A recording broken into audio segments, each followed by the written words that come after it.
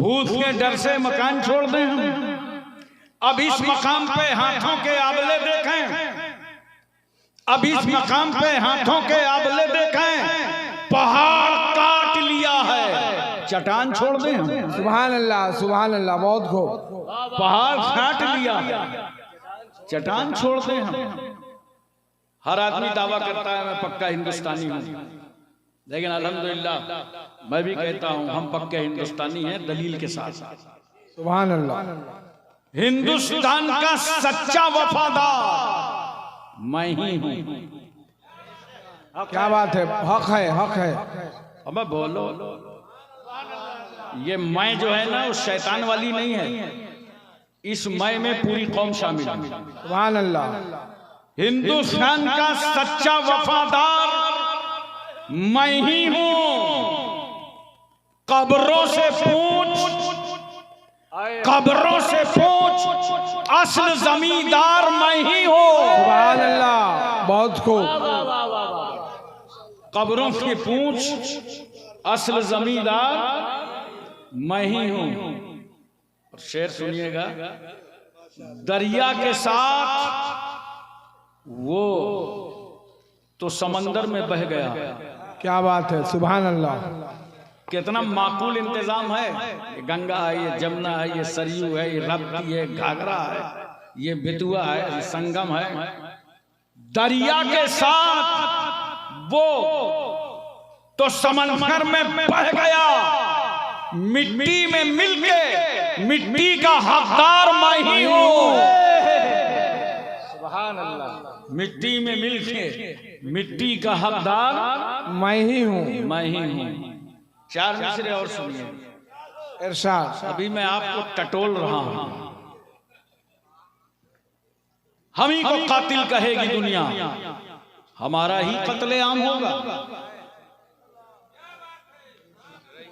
हम ही को कातिल कहेगी दुनिया, हमारा ही कत्लेआम होगा। हम ही कुएं खोदते फिरेंगे, हम ही पे पानी हराम होगा। क्या बात है, सुभान अल्लाह। हम ही को कातिल कहेगी दुनिया, हमारा ही कत्लेआम होगा। हम ही कुएं खोदते फिरेंगे, हम ही पे पानी हराम होगा। और ये पूरे आरा डिस्ट्रिक्ट के लिए शेर है, बड़ी तवज्जो के साथ। इरशाद। अगर ज़हनियत यही रही, अगर ज़हनियत यही रही, फिरोज साहब सुनिएगा, अगर ज़हनियत यही रही तो मुझे ये डर है कि इस सदी में, अगर ज़हनियत यही रही तो मुझे ये डर है कि इस सदी में न कोई अब्दुल हमीद होगा, न कोई अब्दुल कलाम होगा। सुभान अल्लाह, बहुत खूब। न कोई अब्दुल हमीद होगा, न कोई अब्दुल कलाम होगा। सुभान अल्लाह। कातिल कहेगी दुनिया, हमारा ही कत्लेआम होगा। हम ही कुएं खोदते फिरेंगे, हम ही पे पानी हराम होगा। क्या बात है, बहुत। अगर ज़हनियत यही रही तो मुझे ये डर है कि इस सदी में न कोई अब्दुल हमीद होगा, न कोई अब्दुल कलाम होगा। सुभान अल्लाह, सुभान अल्लाह। हजरात, मैं चाहता हूं कि अनवारे मदीना कॉन्फ्रेंस में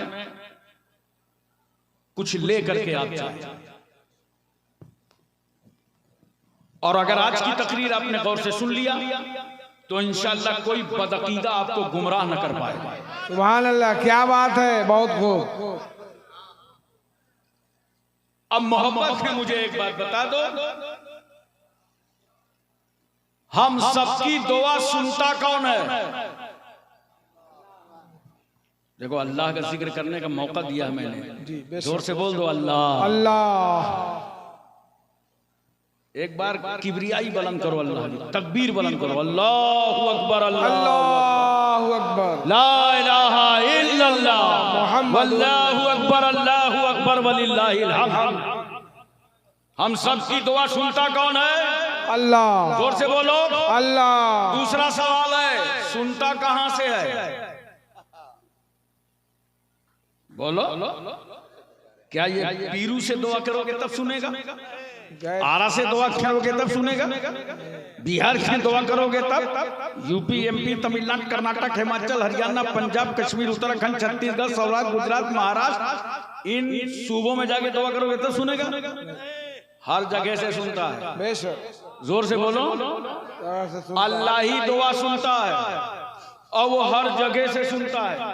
वो आकमुल हकीमीन है, रब्बुल अरबाब है, काज़ीउल हाजात है, मौला है, किबरिया है, बड़ा है, कबीर है, खबीर है, समी है, वो रज़्ज़ाक है, हम मरज़ूक, वो राहीम है, हम मरहूम, वो कादिर है, हम मकबूर, वो माबूद है, हम आबिद, वो मसऊद है, हम साजिद। सुभान अल्लाह। इन्नल्लाह अला कुल्लि शैइन कदीर, अल्लाह सब कुछ कर सकता है। लिल्लाहि मुल्कु समावाति वल अर्द, जमीन और आसमान की बादशाहत अल्लाह के लिए है। वो सबकी वही सुनता है और हर जगह से सुनता है। अब मेरा सवाल है, जब अल्लाह ही दुआ सुनता है और हर जगह से सुनता है तो अजमेर शरीफ क्यों जाते हो? क्या बात है, सुभान अल्लाह। ये बगदाद शरीफ क्यों जाते हो? महरेरा शरीफ क्यों जाते हो? केशौचा शरीफ क्यों जाते हो? बरेली शरीफ क्यों जाते हो? अल्लाह ही सुनता है और हर जगह से सुनता है, तो मजारों पे क्यों जाते हो? जरा पड़ोसियों को समझा देना।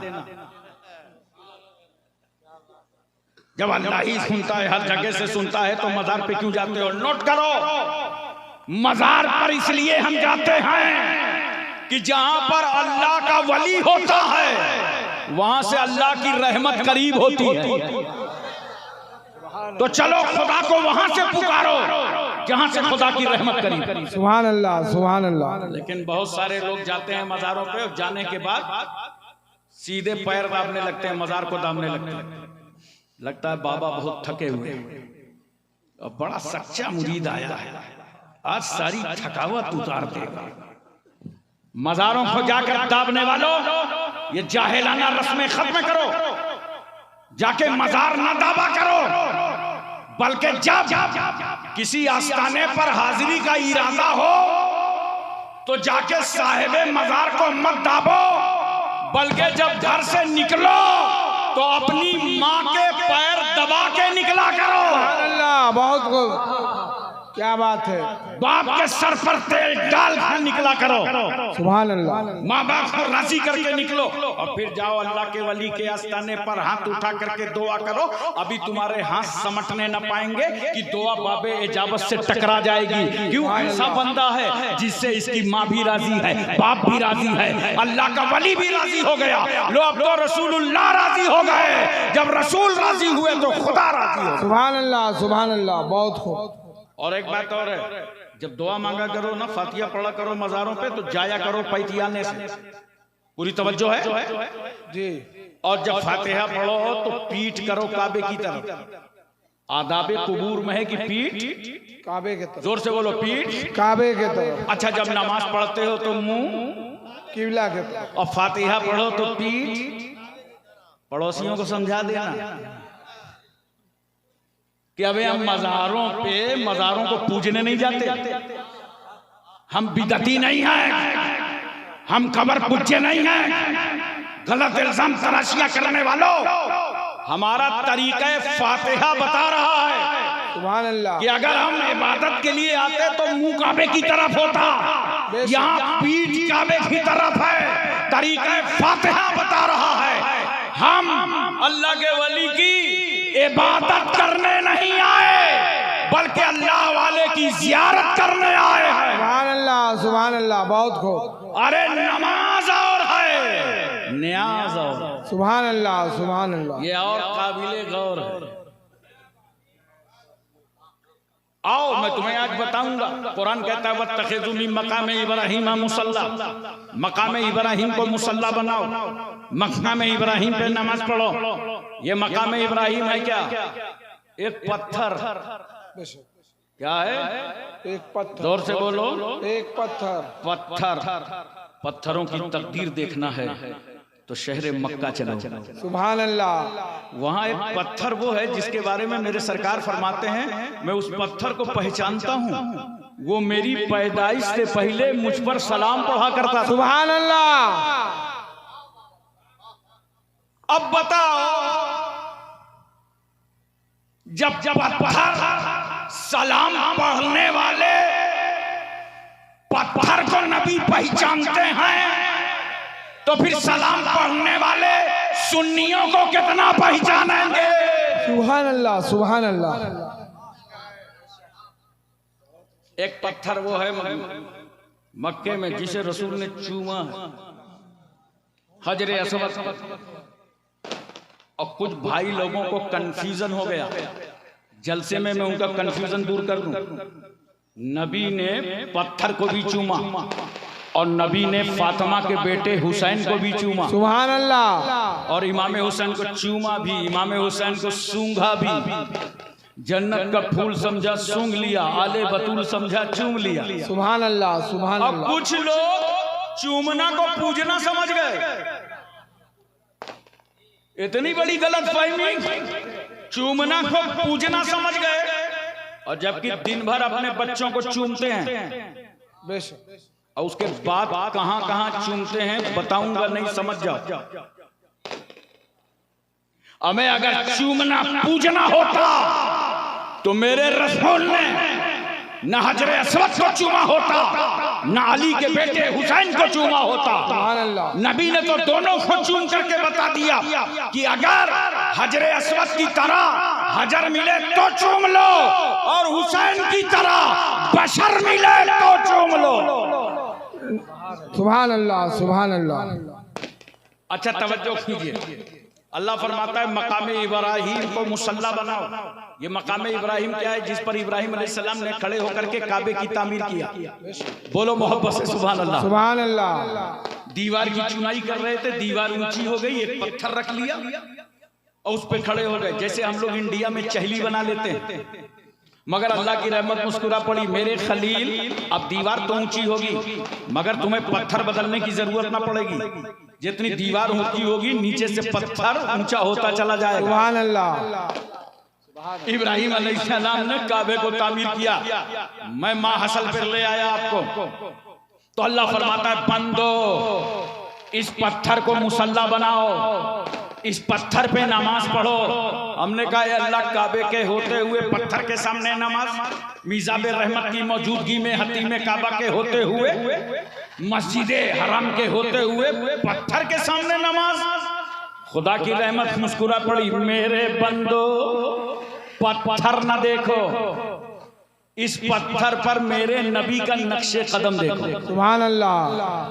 पत्थर से नबी का पैर छू गया है, तो चाहता हूं नबी का पैर टच हो गया। नोट करो, काबे का तवाफ करके फारिग हुए, वाजिब तवाफ नमाज इस पत्थर के सामने पढ़ो। काबे के होते हुए पत्थर के सामने क्यों? ताकि खुदा की इबादत भी हो जाए और अल्लाह के नबी की यादगार भी कायम रहे। सुभान अल्लाह, सुभान अल्लाह। कहां है यादगारों को मिटाने वाले?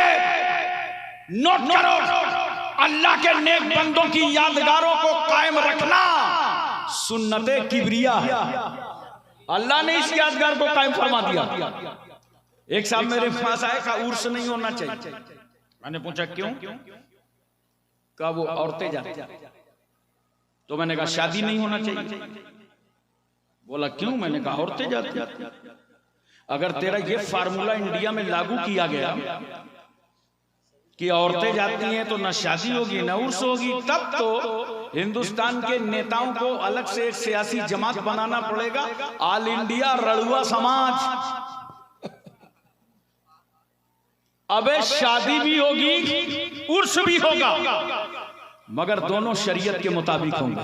सुभान अल्लाह। अरे जोर से बोलो सुभान अल्लाह। सुभान अल्लाह। दोनों शरीयत के मुताबिक होंगे। जरा गौर से मेरी तरफ देखना तो बात समझ में आएगी। देख रहे हो ना? ये देख रहे हो? जी, समझ गए ना? जी। कितना ख्याल रहता है, कटने न पाए। लड़के जवान हो गए, कटवाने न पाए। और यहां से निकलता क्या है बताना मत। कोई मुश्क अंबर तो निकलता नहीं, गंदगी निकलती। तो उसका अपना अपना इंतजाम है, निकले पहुंच। बोलो यही तो करते हो? जो जितना बड़ा मौसम ज्यादा उतना बड़ा रूमाल, निकले पहुंच लो कि नाक ही काट डालोगे? नाक नहीं काटोगे ना? नहीं। निकले पहुंच लो। इसी तरह याद रखना, उर्स हो चाहे शादी हो, जो शरीयत के खिलाफ रस्में हैं, इन रस्मों को मिटाया जाएगा। उर्स कल भी हो रहा था, आज भी हो रहा है और कयामत तक होता रहे। सुभान अल्लाह, सुभान अल्लाह। और अल्हम्दुलिल्लाह उर्स ही से तो इस्लाम फैल रहा है। मैंने सबसे पहले अपनी जिंदगी में जब पहले शख्स को कलमा पढ़ा के मुसलमान किया तो मैंने कहा भाई ये बता तू मुसलमान होना क्यों चाहता है, कोई लालच है, शादी का प्रॉब्लम है? कहा कुछ नहीं गुरुजी। तो मैंने कहा ये बता इस्लाम में कौन सी अदा पसंद आई? कहा ये जाजमऊ शरीफ में हजरत मखदूम शाह आला रहमतुल्लाह अलैह का मज़ार पाक। काफी लोग यहाँ जाजमऊ कानपुर से वाकिफ होंगे। हजरत मखदूम शाह आला रहमतुल्लाह अलैह का आस्थाना है। 27 सफर को सालाना उर्स होता है, तकरीबन 5 लाख का मजमा होता है और अल्हम्दुलिल्लाह ये फकीर बवक्ते कुल दुआ करता है। उसी आस्थाने के बारे में कहने लगा, एक चीज बहुत पसंद आई कि मैंने देखा हिंदू मुस्लिम सिख ईसाई जाट ब्राह्मण अंसारी मंसूरी खान पठान अफगान सब मजार को जाते हैं। तो मैंने भी एक दिन स्नान किया, सर पर रुमाल रखा और दर्शन के लिए पहुंच गया। और जब मैं मजार के अंदर दाखिल हुआ तो मेरी आत्मा को शांति मालूम। तो मैंने वहीं से फैसला कर लिया कि जब कानपुर की मजार में लेटे हुए एक वली की अजमतों का ये आलम है तो मदीने के मोहम्मद की रहमतों का आलम क्या होगा? सुभान अल्लाह, सुभान अल्लाह। मोहतरम सामईन किराम, एक लम्हा की तवज्जो चाहता हूँ, एक जुमला नजर करने चाह रहा हूँ।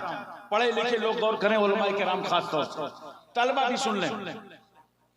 हम अहले सुन्नत वल जमात के जितने इतराजात हैं इनके बदअकीदा मौलवियों पर हैं। याद रखिएगा, हमारे जितने इतराजात हैं इनके मौलवियों पर हैं और इनके जितने इतराजात हैं वो हमारी जाहिल कौम पर हैं, हमारे जाहिलों पर हैं। बेशक सही आज तौबा करो कि अब कोई शराब नहीं पिएगा, अब कोई जुआ नहीं खेलेगा, अब कोई निशा के करीब नहीं जाएगा, अब सट्टेबाजी इस इलाके में नहीं होगी। बाजा तुम बजाओ, गालियां ये उलमा खाएं, डांस तुम करो, गालियां ये उलमा खाएं, खुराफाते तुम करो, गालियां ये उलमा अहले सुन्नत खाएं, तूफान बदतमीजी तुम बर्पा करो।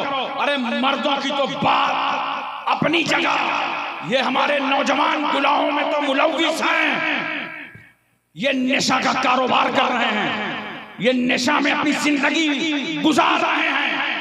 जवानों तौबा करो ऐसी बुराइयों और आवारागर्दी से।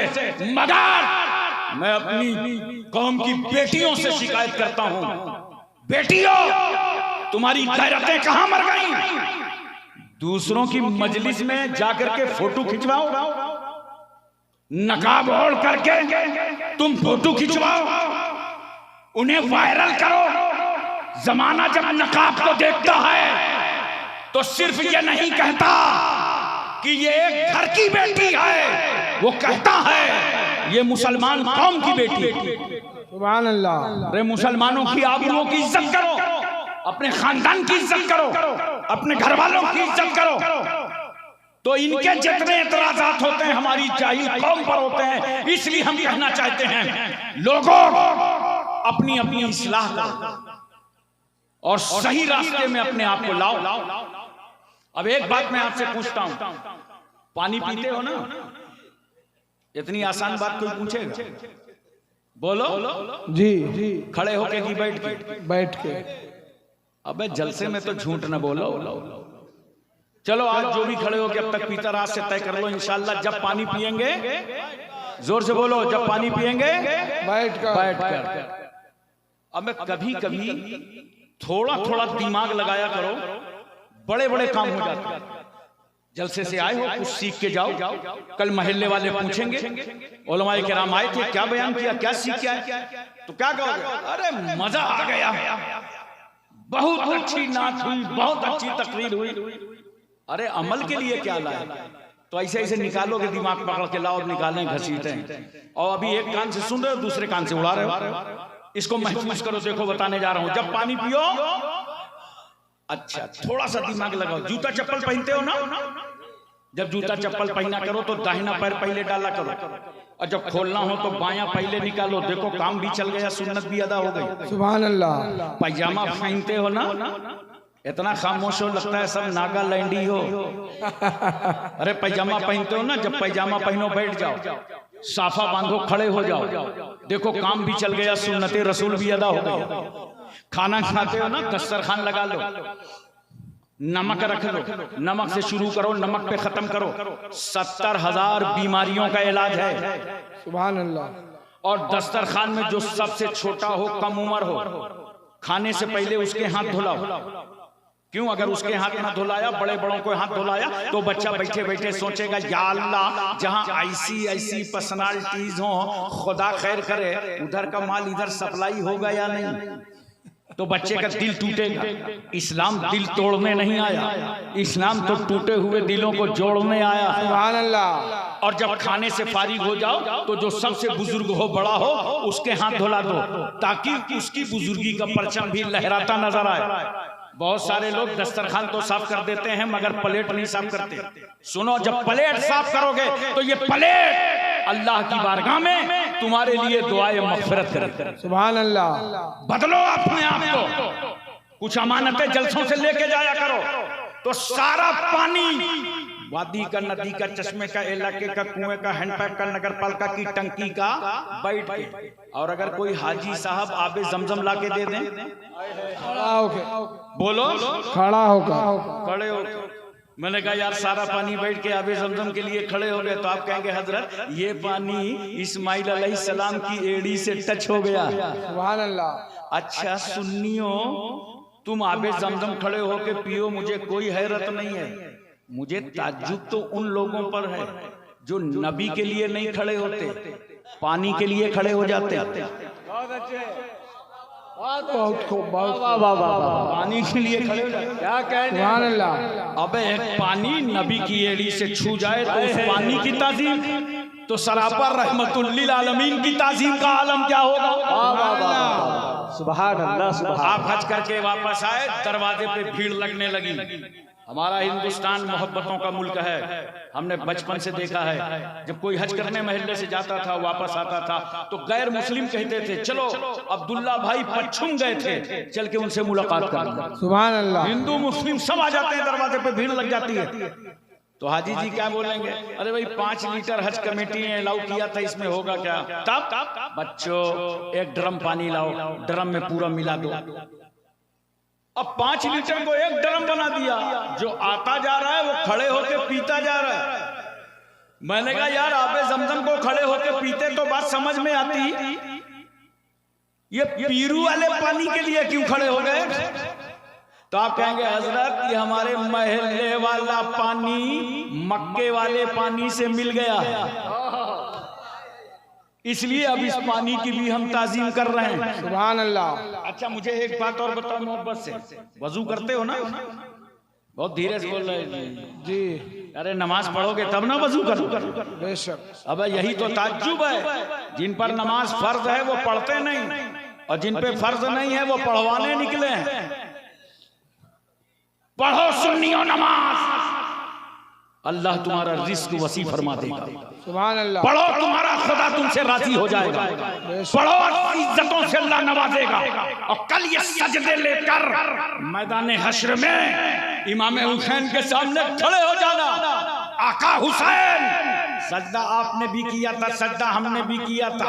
आपने करबला में सजदा किया था, हमने इंडिया में सजदा किया था। आपने खंजर के नीचे सजदा किया था, हमने नजर के नीचे सजदा किया था। आपने सजदा करके यजीदियत मिटाया था, हमने सजदा करके बदअकीदी मिटाई थी, हमने बदअकीदियत को मिटाया। तो देखो वजू करते हो, अब तो सिस्टम बदला है, मस्जिदों में पाइप है, टोटी है। पहले क्या था, लोटा लोटा, समझ गए। और जैसे ही वजू कर लिया, लोटा में जितना पानी बचा क्या करते थे चाचा, जल्दी बोलो, खड़ा होके पी जाते, खड़े होके पी लेते। अरे ये बचे हुए पानी के लिए क्यों खड़े हुए। तो आप कहेंगे ये वजू का पानी है, मगर आज मैं समझा दूंगा आपको, ये वजू का नहीं है, ये तो बचा हुआ है। वजू वाला पानी तो बह गया, हाथ धोया कंट्रोल से बाहर, चेहरा धोया कब्जे से बाहर, पैर धोया गिरफ्त से बाहर, तो जिससे वजू किया वो तो नाली में बह गया। और जो बचा है उसने वजू किया ही नहीं है। अगर इससे वजू किया होता तो ये भी बह गया होता, इसके लिए क्यों खड़े हुए? तो आप कहेंगे ये बचा हुआ पानी वजू वाले पानी से छू गया है, इसलिए इस पानी की भी हम ताजीम कर रहे हैं। नोट करो मुसलमानों, एक पानी वजू के पानी से छू जाए हम उसकी ताजीम करते हैं, एक पानी आबे ज़मज़म से मिल जाए हम उस पानी की ताजीम करते हैं, एक पानी एक नबी की एड़ी से मस हो जाए हम उस पानी की ताजीम करते हैं। तो इसीलिए तो हम ताजीम करते हैं सैयदना गौसे आजम की, ख्वाजा गरीब नवाज की, आकाए नक्शबंद की, मौलाए सोहरवर्द की, सरकारे महरारा की, मखदूम समनानी की हम ताज़ीम करते हैं, मुजद्दिद अल्फसानी की हम ताज़ीम करते हैं, मुजद्दिद इस्लाम इमाम अहमद रजा खान की, इसलिए कि इन बुजुर्गों का इश्क इश्क़ इलाही का गंजीना बन गया है। नारे तकबीर, नारे रिसालत, अनवारे मदीनतुल उलूम कॉन्फ्रेंस जिंदाबाद, मौलाना हाशिम कानपुरी साहब, नारे तकबीर। इन बुजुर्गों का इश्क इसके मुस्तफा का मदीना बन गया, इसीलिए तो मैं कहता हूं वो सीना सीना नहीं है जो मोहब्बत रसूल का मदीना ना। हजरात एक बात और बताइए, तवज्जो है ना, ज़हन हाजिर है? अच्छा मुझे मोहब्बत से बताइए, एक पानी से आप वजू करते हैं तो जानते हो ये पानी जिससे आप वजू करते हैं दो गंदगियों को धुलता है, एक आज़ाए वजू पर जो जाहिरी निजासत थी गंदगी थी उसको धुल दिया, और एक गुनाहे सगीरा धुलने लगे। वाह नमाज तेरी तकद्दुस को सलाम, अभी नमाज पढ़ा नहीं वजू शुरू किया गुनाह धुलने लगे। तो ये वजू दो गंदगियों को दो गुनाहों को धुलता है, लिहाजा दोबारा इस पानी का इस्तेमाल मत करना। फुक़हा किराम की इस्तिलाह में इस पानी को कहते हैं माए मुस्तामल। अब दोबारा इस्तेमाल न करना, वरना मुफस्सिरीन किराम ने लिखा है अगर माए मुस्तामल को इस्तेमाल करोगे तो मिर्गी जैसी बीमारी का खतरा है। ये हमारे तुम्हारे वजू का पानी है, दोबारा इस्तेमाल करो तो बीमारी बन जाए। लेकिन अगर वजू कर रहे हो मुस्तफ़ा जाने रहमत, अगर वजू कर रहा हो अल्लाह का पैगंबर, अगर वजू कर रहा हो अल्लाह का हबीब, तो सहाबा दौड़ पड़ते हैं हथेली पे हथेली, हथेली पे हथेली, हथेली पे हथेली। और जिस सहाबी को पानी नहीं मिलता था वो दूसरे सहाबी से कहते थे लाओ खाली हाथ मेरे हाथ में रख दो। सुभान अल्लाह। जाहिर सी बात है सहाबी ने कहा होगा हाथ में पानी नहीं है, तो सहाबी ने तो यही कहा होगा अब नहीं है पहले तो था। सुभान अल्लाह। इस हथेली से नबी के वजू का पानी छू गया है। तवज्जो मैं चाहता हूँ, क्यों हमारे तुम्हारे वजू का पानी दोबारा इस्तेमाल करो तो बीमारी, और नबी के वजू का पानी सहाबा तबर्रुक बना के बता रहे हैं अब तो इससे शिफा हासिल की जाएगी। सुभान अल्लाह, सुभान अल्लाह, बहुत खूब। अच्छा एक बात आजकल बहुत चली है, बोलो बात बात पे ये लिखा कहाँ है ना? ये लिखा कहाँ, ये लिखा कहाँ, ये लिखा, बहुत ज्यादा प्रॉब्लम है। होटल में बात हो रही, ये लिखा कहाँ जानते हो? अच्छा खासा बेचारा चाय वाला चाय बना रहा है, अदरक लौंग चाय पत्ती शक्कर नमक बराबर डाल रहा है, जाके खड़े हो गए अबे कलुआ ये सलाम लिखा कहाँ? उसका मूड खराब हो गया कि ये दुकानदारी में दीनदारी कौन करने लगा। किससे पूछ रहा है? जाहिल से पूछ रहा है कि सलाम कहां लिखा। पहुंच गए पान वाले के पास, अबे बफाती ये फातिहा लिखा कहां? उसका मूड खराब हो गया। अभी तक तो कट्ठा चूना बराबर लगा रहा था, चू नहीं चूना, चू नहीं चूना, चू नहीं चूना, ये लिखा कहां? किससे पूछ रहे हो?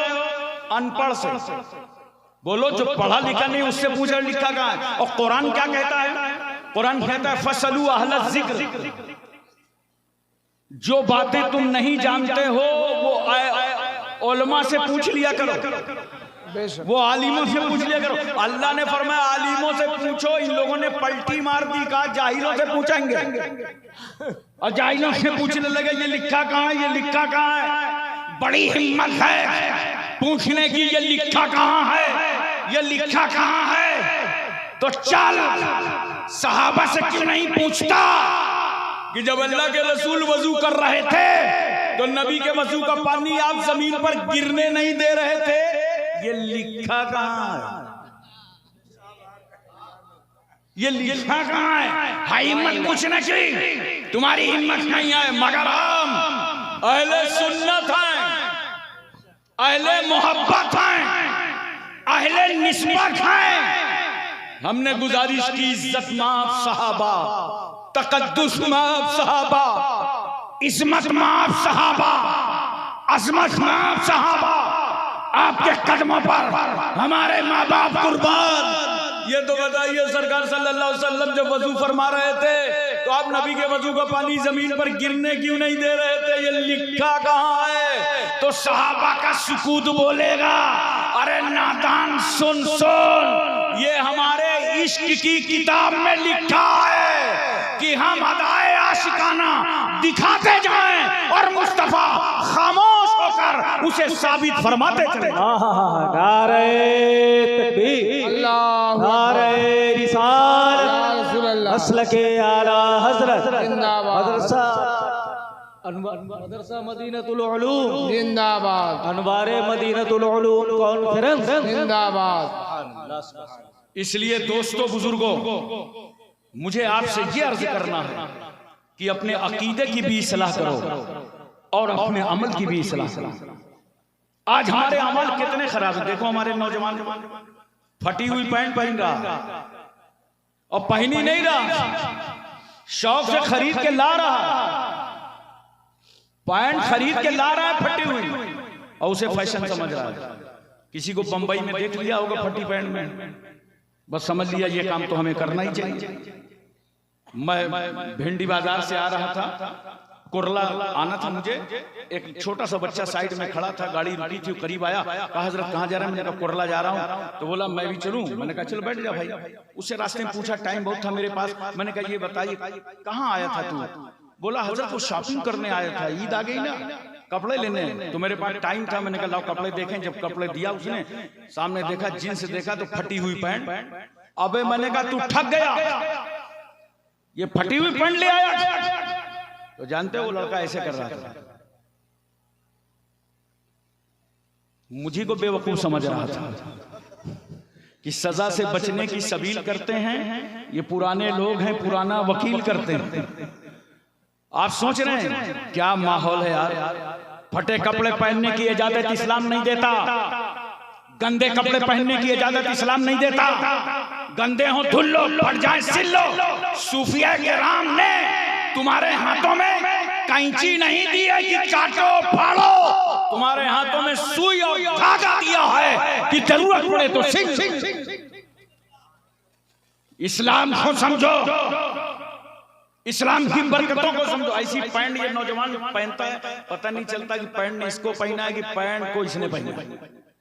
बोलो नोट करो नौजवानों, कपड़े ऐसे पहनो जिसमें तुम्हें तहारत में भी आसानी हो, और कपड़े ऐसे पहनो जिसमें तुम्हें इबादत में भी आसानी हो। बाल देखो कैसे रख रहे हैं जनाब, इधर से कटा के इधर से कटा के, आगे छटा के ऊपर छटा के, बीच में यूं निकाले है टावर, लगता है कि जैसे मुर्गी का झुआ। बोलो किसी समंदर का जजीरा। ये कौन से बाल हैं? किसको देखा रख लिया? कहां से सीख करके आए? आओ मैं बताता हूं तुम्हें, 3 तरीके के बाल रखना चाहिए। या तो पूरे सर के बाल कसर करा दो, या ताबगोश या ताबदोश, या तो शाने तक बाल रखो, या तो कान की लौ तक बाल रखो। ये 3 तरीके के बाल हैं। बॉम्बे के अदाकारों को देख करके बाल रखने वाले नौजवानों, तुमने गलत लोगों को आइडियल क्यों बनाया? बड़ी आफतें हैं, फिर कहते हो मुसीबतें आ गई, परेशानियां आ गई। तुम इस्लाम से हटते जा रहे हो, मसनून तरीके से हट रहे हो। आजकल देहात में लोग खाना खड़े होके खा रहे हैं, कुर्सियां लग रही हैं, क्या बोलते हैं उसको? Bumper system. नहीं सही कह रहे हैं, बफर सिस्टम। मैंने बंगाल की एक कॉन्फ्रेंस से पूछा था इसका नाम क्या है, एक साहब बोले बम्पर सिस्टम। खड़े खड़े खाना खा रहे। अच्छा देखो तो भीड़ ज्यादा रहती है और प्लेट प्लास्टिक की। पहुंच गए गरम गरम लेने के लिए, अब निकाल रहे हैं बोटी पे बोटी, बोटी पे बोटी, बोटी बोटी, पलटिया टेढ़ियाए जा रही है, सालन नीचे गिर रहा है। बाद में खाना तुम जाय कर रहे हो। जानते हो शादियों में खाना जाय करने वालों और जो खाना बच जाता है उसको आप कितने बड़े सेठ और रईस की ना हो, फेंकने और बर्बाद करने वालों में एक गुजारिश तुमसे करूंगा, शादी में खाना बच जाए तो 2-4 हजार रुपए और खर्च करो, उसे पैक कराओ और दूर दूर गरीबों तक भेजवा दो। खाने को बर्बाद मत करो, चाहे मेहमान नवाजी में जाओ, चाहे घर का पका खाना खराब करो। जानते हो खाना क्या है? रिस्क है, रिस्क। और रिस्क का दूसरा नाम है, कान खोल के सुन लो, खुदा का फजल। जब अल्लाह का फजल होता है तो रिस्क अच्छा मिलता है। गोया तू फजल इलाही को ठोकर मार रहा। आज इतनी अच्छी दावत मिली, अबे आज तो 2 रकात नमाज नफिल पढ़ के जाना था और वहां खड़े खड़े खाना खाए और फिर बाद में कहोगे मौलाना लोग मुर्गा बहुत खाते हैं। और जानते हो ये हमेशा वही बोलेगा जो कभी मौलाना लोगों की दावत नहीं देता। जिसने कभी आलिमों की दावत नहीं दी, योगी इमाम की, वही कहेगा मौलाना लोग मुर्गा बहुत खाते। अबे मुर्गा मुर्गा मुर्गा करके ऐसी नजर लगाया थी, आलू बना डाला। और मैं बताऊं तुम्हें, तुम भी अगर अच्छा से अच्छा खाना खाना चाहते हो तो सुन लो, इन उलमाए किराम की तरह पढ़ो नमाज़े पंजगाना, करो नमाजों की पाबंदी, अरे पढ़ो तस्बीह फातिमा। अल्लाह तुम्हें हलाल रोजी से माला माल फरमा, तुम्हारे रिज़्क़ को कुशादा फरमा। तो ये सारे तमाशे जो आज इंडिया में चल रहे हैं कि हमारी अमली जिंदगी बर्बाद हो रही है, निस्तनाबूद हो रही है, वजह क्या है? हमने बंबई में देखा है, बंबई के अदाकारों को अपना आइडियल बना लिया है। मैं तुमसे कहना चाहता हूं मुसलमानों और नौजवानों, तुम अपना आइडियल इन अय्याशों और आवारा लोगों को फिल्मी एक्टर्स को ना बनाओ। अरे इनको वो आइडियल बनावे जिनका कोई आइडियल ना हो, जिनका कोई आइडियल ना हो वो इनको आइडियल बनाए। हमारे आइडियल तो हादी अकबर जनाबे मोहम्मदुर रसूलुल्लाह है। हम अपने आइडियल सैयदना सिद्दीक़ अकबर हैं, फारूक आज़म हैं, उस्मान गनी हैं, मौला अली हैं, हजरत साद हैं, सईद हैं, तलहा हैं, जुबैर, अम्मार, बुज़ल, खालिद बिन वलीद, अबू उबैदा बिन जर्राह, अब्दुर्रहमान बिन सुहैब रूमी, सलमान फारसी, बिलाल हबशी, हजरत अनस, अबू हुरैरा, अबू दरदा, अमीर हमजा। हमारे आइडियल सैयदना गौसे आज़म, खाजी अजमेरी, आकाए नक्शबंद, मौलाए सोहरवर्द। हमारे आइडियल कुतुबुद्दीन बख्तियार काकी, महबूब इलाही, साबिर कलियरी, जिंदा शाह मदार, वारिसे देवा, मखदूमे के चौचा, मखदूमे जलमो, नसीरुद्दीन चिराग जलवी, शाह जमालुल्लाह रामपुरी, सुभान अल्लाह, इलाहाबादी, शरफुद्दीन याहिया मुनरी, अल्लाहुल हक पढ़वी, अखी सिराजुद्दीन, मखदूमे माहिम, बाबा वहुद्दीन, बाबा ताजुद्दीन, मखदूम शाह मीना, सैयद सालार, मसूद गाजी, सरकार महल। अरे आइडियल मुजद्दिद इस्लाम आला हजरत इमाम अहमद रज़ा खान फाजिल बरेलवी रहमतुल्लाह अलैह। बदलो अपने आप को नौजवानों, तब्दील करो अपना मिजाज। और एक बात मैं आपको और बताऊं मोहब्बत के साथ, याद रखना इन उलमा से मोहब्बत किया, इनका कुर्ब हासिल करो, इनसे दीन सीखो, अपनी जिंदगी में इनसे दीन सीखो, इनको आइडियल बनाओ। इनसे की सोहबत में रहोगे बहुत कुछ सीख जाओगे। ये नफरत करने की चीज नहीं है, ये मोहब्बत करने की चीज। इतनी मोहब्बत करो कम से कम अपने मोहल्ले के इमाम से, अपने मदरसे के मुदर्रिस से, उसे कुछ ना दो, कम से कम इतनी मोहब्बत तो करो कि जब वो मुलाकात हो जाए तो मुस्कुरा के सलाम कर लिया करो। बेशक, सुभान अल्लाह। और ये नहीं कि श्रीलंका की तरह चेहरा बनाए चले जा रहे हैं, इनसे कुछ मिलने वाला नहीं है। उलमा की अदावत से तुम्हें कुछ नहीं मिलेगा, मोहब्बतों से सब कुछ मिलेगा। उलमा की सोहबत से बहुत कुछ मिलता है। और देखो बदअकीदों की सोहबत से दूर रहो, याद रखना इनकी सोहबतों से दूर रहो, ये बहुत आसानी से गुमराह कर देते हैं। और एक बात मेरी और याद रखना, सांप कभी भी बिल नहीं खोदता। बोलो अच्छा है, कभी बिल नहीं खोदता, वो खुदा खुदाया बिल ढूंढता है। हिंदुस्तान में कई मस्जिदें हैं जहां सांप अपने आप घुस गए हैं। इसलिए दोस्तों होशियार रहो बदअकीदों से, और सबक सीखो। देखो जरा सा, ऐसे आपको मोड़ देंगे, आप समझ नहीं पाओगे। मैं वीटी स्टेशन पर खड़ा था मुंबई में, मुझसे एक कहने लगे रसूल सल्लल्लाहु अलैहि वसल्लम के चाइने से कुछ होता है क्या? देखिए, देखा गुस्ताखी, देखा बेअदबी। मैंने कहा इधर आ, नबी के चाइने से तो बहुत कुछ होता है। मेरे तो समझ में नहीं आता। मैंने कहा तेरे समझ में इसलिए नहीं आता कि तुम वही लोग हो, कुरान पढ़ोगे मगर हलक से नीचे नहीं उतरेगा। देखो कुरान कहता है युदिल्लु बिही कसीरन व यहदी बिही कसीरा। इसी कुरान को पढ़कर कुछ लोग गुमराह होते हैं और इसी कुरान को पढ़कर कुछ लोग हिदायत पाते हैं। कुरान पढ़ के हिदायत पाना तो समझ में आता है, लेकिन कुरान पढ़ के गुमराह हो जाना ये नहीं समझ में आता। तो देखो कुरान पढ़ने के दो तरीके हैं। कुरान पढ़ने से पहले कोई अकीदा मत बनाओ, कुरान पढ़ते जाओ, अपना अकीदा बनाते जाओ, हिदायत पा जाओगे। और ये लोग कुरान पढ़ने से पहले अकीदा बनाए बैठे हैं, वही अकीदा ढूंढ रहे हैं कुरान में, इसलिए ऐसे लोग कुरान पढ़ने वाले गुमराह हो जाएंगे। देख नबी के चाहने से क्या नहीं हो सकता। मेरा रसूल मस्जिद किबलतैन में, दो किबलों वाली मस्जिद, बहुत सारे लोग गए होंगे, हाजी लोग बैठे होंगे मदीना शरीफ में। एक किबले का रुख खाने काबा की तरफ है, जो बदस्तूर अभी है, नमाज हो रही है। एक रुख पीछे पुष्ट पर बना हुआ है जो मस्जिद अक्सा की तरफ है। मैं भी मई में था उम्रे पर, तो बहुत सारे हाजी इकट्ठा हो गए, तो उन्हें मस्जिद किबलतैन में पूरा वाकया सुना रहा था। पूरी भीड़ लग गई। मैंने बताया, मैंने कहा देखो सबसे बड़ी बात ये देखो, सबसे बड़ी बात रसूल सल्लल्लाहु अलैहि वसल्लम मस्जिद अक्सा की तरफ जो रुख है, दीवार है, उधर खड़े हैं। और नबी चाहते क्या है? मेरा किबला, जोर से बोल दो प्यारे, मेरा किबला काबा हो जाए।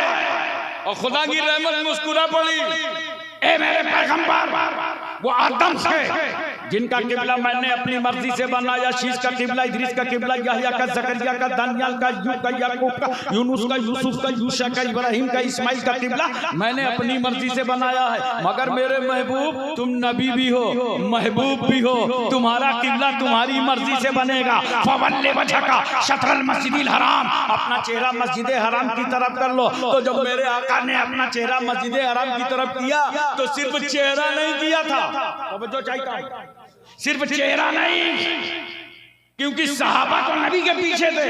पैगंबर उठ करके आगे तशरीफ लाए और रुख काबे की तरफ कर लिया। और जिन जिन सहाबा को तहवील किबला का एहसास हुआ, उन्होंने भी अपना अपना रुख काबे की तरफ कर लिया। हमने सहाबा से पूछा कि सरकार ने अपना रुख काबे की तरफ किया था, आपने क्यों किया? सहाबा कहते हैं हम सुनो, हम किसी की तरफ नहीं हैं, हम उसी की तरफ हैं जिसकी तरफ रसूल हैं।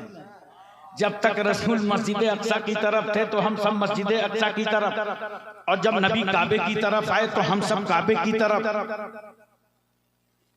सारी दुनिया आज काबे की तरफ। बोलो, आप नमाज पढ़ो तो रुख काबे की तरफ, जो उलमा नमाज पढ़े तो रुख काबे की तरफ, आइम्मा नमाज पढ़े, master, doctor, inspector, barrister, collector, MP, MLC, बेटा, नेता, छोटा मोटा, नाटा खोटा, रुख कोई हो, कहीं का हो, रुख गोरा काला, अर्दली, फलसफी, सियासतदान, साइंसदान, हकीम, तबीब, खतीब, शहीद, राजा, महाराजा, प्रजा, रियाया, रुख कहीं रहता हो, एशिया, मलेशिया, इंडोनेशिया, सऊदीया, Libya, Cambodia, Korea, Mongolia, Maldives, Bhutan, Singapore, Burma, Brunei, Vietnam, Hispania, Romania, Bulgaria, Czechoslovakia, Yugoslavia, Tanzania, England, highland, Thailand, New Zealand, Nagaland, Nagaland, Gorkhaland, रुख सारी दुनिया नमाज पढ़े तो रुख काबे की तरफ। मैंने काबा से पूछा, काबा सब तो तेरी खराब, ये बता तू किसकी तरफ?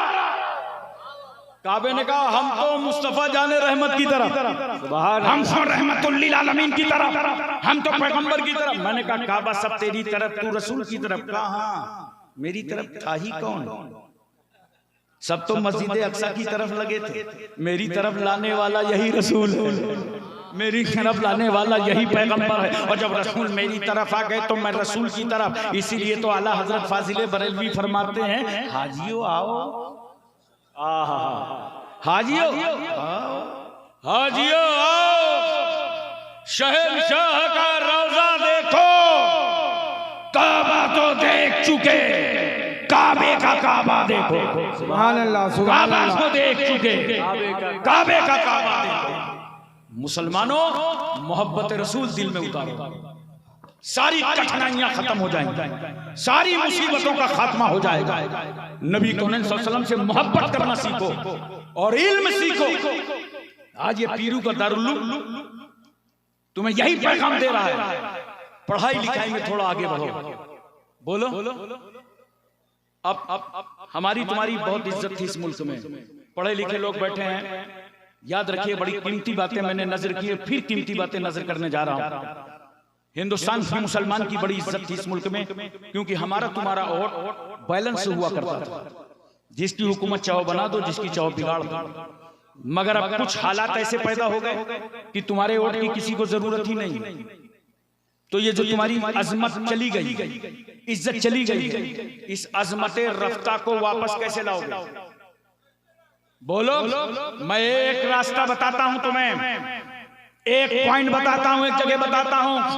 अगर अपनी अजमत रफ्ता को वापस लाना चाहते हो तो मुसलमानों, इल्मी मैदान में आगे आ जाओ।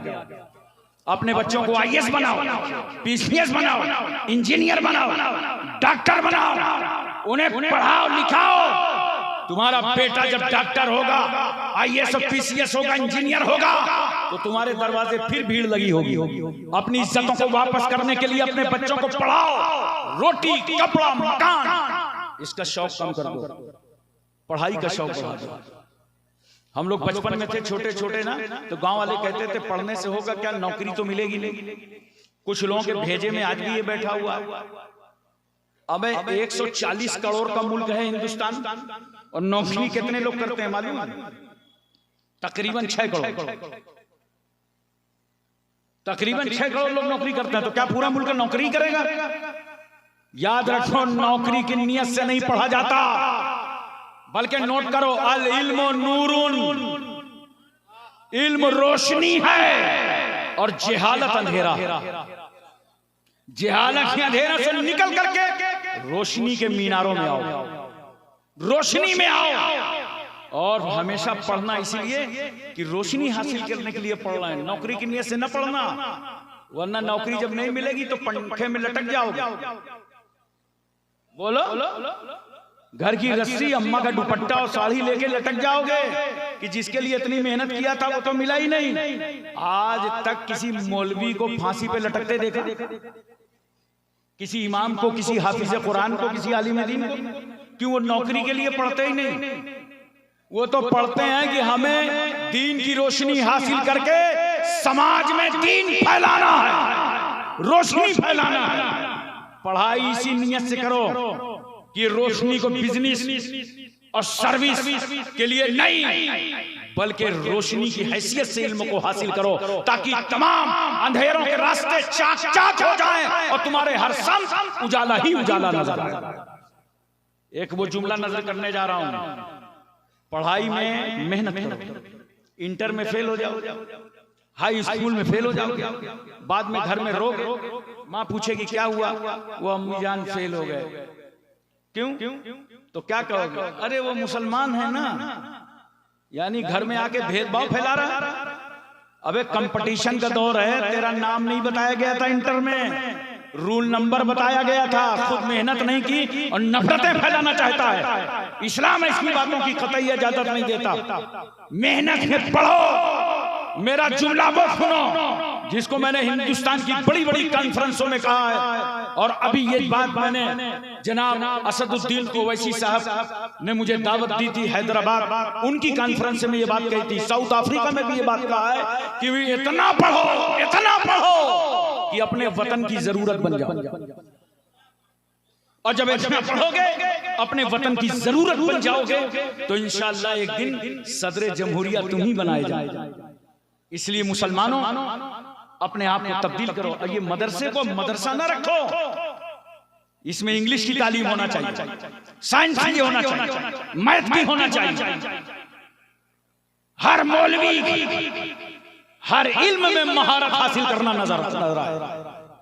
इस तरह बच्चों की तालीम दो और इस तरह से बच्चों की तरबियत दो ताकि एक इनकलाब आए और तुम्हारे बच्चे पढ़े लिखे हों और तुम्हारी बेटियां उन जगहों में जाके न पढ़ें जहां उनकी इज्जतों से खिलवाड़ होता है, जहां बेपर्दगी होती है, जहां उनको गलत अंदाज की मजहबियत सिखाई जाती है। अपने मदरसे में तुम निस्वा कायम करो, इंग्लिश मीडियम कायम करो, शोबा हिफ्ज़ कायम रखो और दर्स निज़ामिया कायम रखो, दर्स निज़ामिया को बढ़ावा दो और यही सारी तालीम दो ताकि तुम्हारी बेटियां पर्दे में भी रहें और इस्लाम हासिल करके वो कनीज़े फातिमा बन जाएं, वो ज़ैनब की गुलाम लौंडी बन जाएं, वो हज़रत उम्मे कुलसूम के नक्शे कदम पर चलने लगे। बदलो अपने आप को थोड़ा सा। और एक आखिरी बात अर्ज करने जा रहा हूं, बोलो ज़हन हाजिर है ना। आखिरी बात यह है कि बिला जरूरत अपने बच्चों और बच्चियों के हाथ में मोबाइल मत दो। ये बहुत बड़ा इस वक्त माहौल खराब है पूरे मुल्क का। इत्तेफाक ऐसा है, मैं अपनी मसरूफियत में रहता हूं, लेकिन कभी कभी कानपुर शहर के बड़े अहम लोग जो होते हैं वो नहीं मानते हैं, मुझसे कहते हैं कि नहीं आप ही निकाह पढ़ा दीजिएगा। जैसे कल बहुत बड़ी पार्टी है जिसका निकाह मुझे पढ़ाना है, मैंने पहले से तारीख दे दी थी। पढ़ाता नहीं हूँ, सब उलमा पढ़ाते हैं, इमाम पढ़ाते नहीं, कभी हो जाता है। तो अक्सर बेशतर जब निकाह में जाओ तो पता चला लड़का कानपुर का, लड़की नागपुर की। एक से मैंने पूछा, अबे नागपुर में तो तुम्हारा कोई रिश्ता नहीं, ये क्या हुआ? क्या व्हाट्सएप वाली है क्या? तो बाप कह रहा था हजरत बाद में बताऊंगा, मेरी इज्जत बची रहने देनी। क्या हो रहा है बोलो? किस कदर मोबाइल देते हो? तुम्हारी बेटियां जा करके दूसरों के यहाँ उन मसनूई माबूदों के यहाँ खड़े होकर के नकाब के साथ फोटो खिंचवाएं। कितनी गैरत की बात है। कैसे इजाजत दिया? इजाजत दिया नहीं।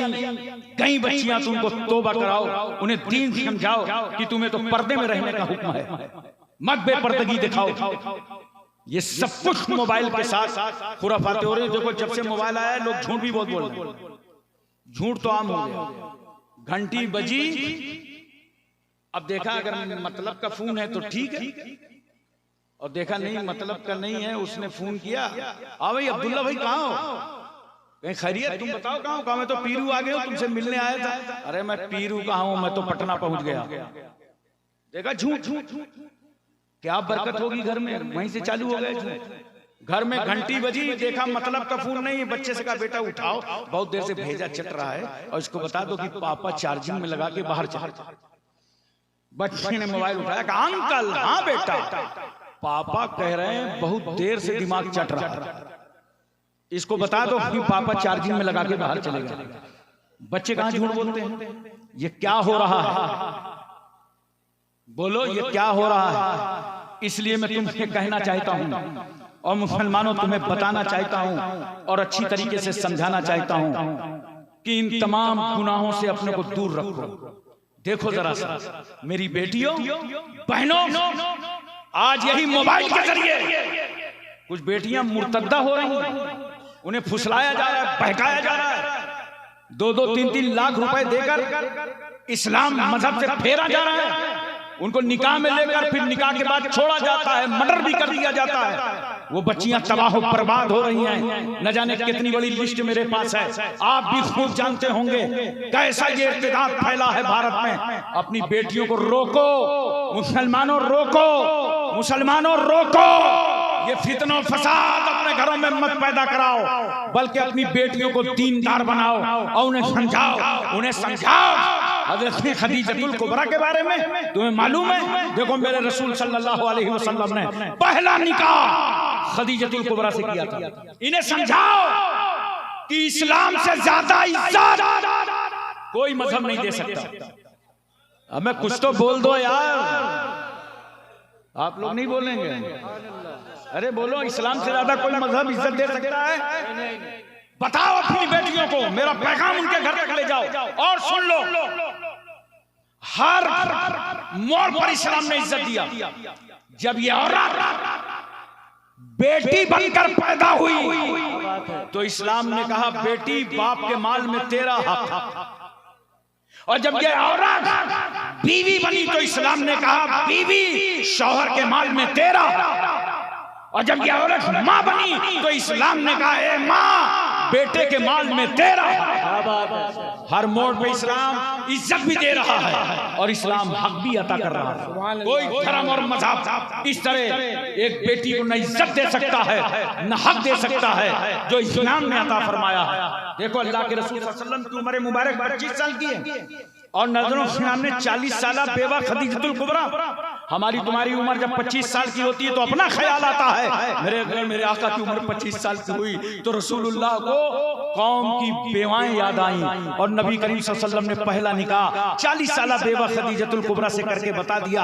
ए लोगों, जिस बेवा को तुमने अभागन समझा था मुस्तफा ने उसे सुहागन बना दिया। देखो नबी करीम सल्लल्लाहु अलैहि वसल्लम ने हजरत खदीजतुल कुबरा से निकाह फरमाया, हजरत आयशा सिद्दीका से, हजरत सूदा से, हजरत हफ्सा से, हजरत उम्मे सलमा से, हजरत उम्मे हबीबा से, हजरत मैमूना से, हजरत ज़ैनब से, ज़ैनब बिन्त खजीमा से, हजरत जुवैरिया से, हजरत सफिया से। ये निकाह फरमाए रसूल सल्लल्लाहु अलैहि वसल्लम ने अपनी बेटियों को जाकर के बताना कि तुम्हारे पैगंबर ने तुमको तालीम देने के लिए बेवाओं से निकाह किया ताकि इस उम्मत के लोगों को बेवा से निकाह करना सुन्नते रसूल बन जाए। और मेरे रसूल ने कुंवारी से निकाह किया ताकि इस उम्मत के शहजादों को कुंवारी औरत से निकाह करना सुन्नते मुस्तफा बन जाए। और मेरे रसूल ने तलाकशुदा से भी निकाह किया ताकि मेरी उम्मत के लिए तलाकशुदा औरतों से निकाह करना सुन्नते मुस्तफा बन। ये समझाओ और देखो जरा अज़वाजे मुतहरात का किरदार। सरकार सल्लल्लाहु अलैहि वसल्लम ने 1,24,000 कौम बेशमील और मुरसलीन को पढ़ा लिखा के तैयार किया इस्लाम की तबलीग के लिए।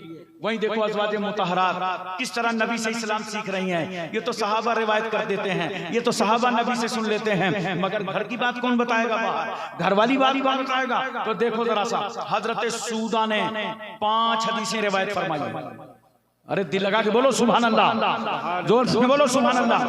हजरत आयशा सिद्दीका ने 2,210 हदीसें रिवायत फरमाई, हजरत हफ्सा ने 60 हदीसें रिवायत फरमाई, हजरत उम्मे सलमा ने 378 हदीसें रिवायत फरमाई, हजरत उम्मे हबीबा ने 65 हदीसें रिवायत फरमाई, हजरत मैमूना ने 76 हदीसें रिवायत फरमाई, हजरत ज़ैनब ने 11 हदीसें रिवायत फरमाई, हजरत जुवैरिया ने 7 हदीसें रिवायत फरमाई, हजरत सफिया ने 10 हदीसें रिवायत फरमाई। अपनी बहनों को बेटियों को घर में जाके समझाओ और बताओ कि अज़वाजे मुतहरात के नक्शे कदम पर आए और वो इस्लाम सीखें, इस्लाम अपनी बेटियों और बहनों को सिखाएं।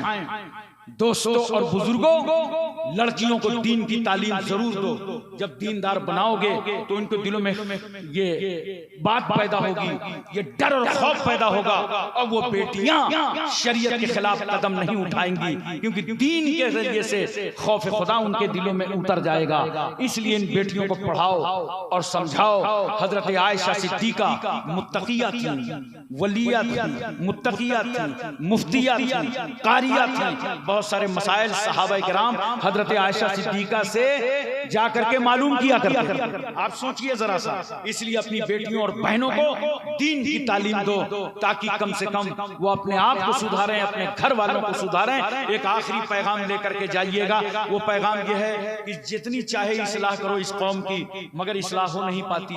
तो मैं ये समझता हूँ कि आज से ये तय कर लो, जितने लोग भी बैठे हो, सबकी इस्लाह कौन कर पाएगा, बड़ा अहम मसला है। हक बता देना, बयान कर देना हमारा काम था, लेकिन हम तुम्हें एक बात बताते हैं। आज से ये तय करो, हर आदमी अपने अपने घर की इस्लाह कर ले। बहुत अच्छे, कम से कम इतना तो कर सकते हो। जी जी बोलो भाई, आप बैठे हो, अपना घर सही कर सकते हो ना? अपना बेटा, अपनी बेटी, अपनी बीवी, इतने लोगों की इस्लाह करना आसान है ना? तो बैठ के चबूतरे में गीबत और बुराई और चुगली न किया करो, ये ऐसा है वो वैसा है। अपना घर सुधार लो, अपना घर सुधार लो, ताकि पूरा खानदान, महल्ला, पूरा पीरू बोले कि अल्हम्दुलिल्लाह फलां के बच्चे भी नेक हैं और फलां की बच्चियां भी नेक। अपने अपने घरों में तब्दीली लाओ, अपने अपने घरों को सुधारो, इंशाअल्लाह ये इनकलाब अपने आप आ जाएगा। व आखिर दावाना अनिल हम्दुलिल्लाहि रब्बिल आलमीन।